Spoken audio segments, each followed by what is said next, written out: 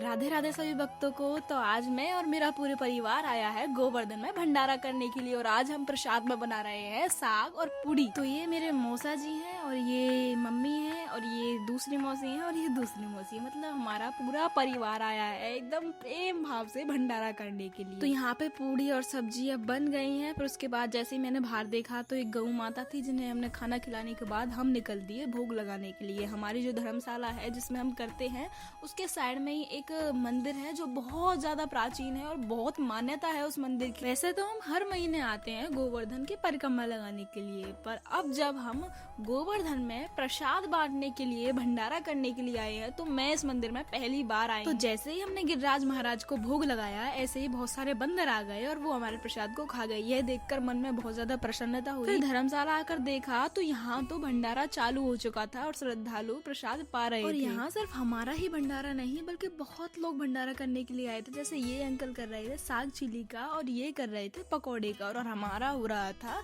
पूड़ी और सब्जी का और बाहर जो चल रहा था ना वो था कड़ी बाजरे का। जैसे ही हमारा प्रसाद बन गया फिर हम सब बाहर गए और लगाए हमने जयकारी।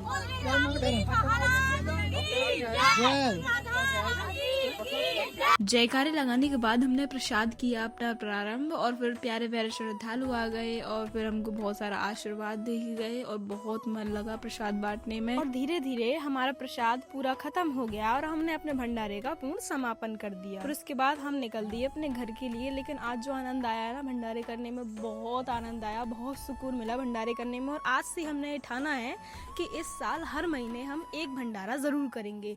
तो उस भंडारे के ब्लॉग्स को देखने के लिए मुझे फॉलो कर लीजिए और कमेंट में राधे राधे जरूर लिखिएगा।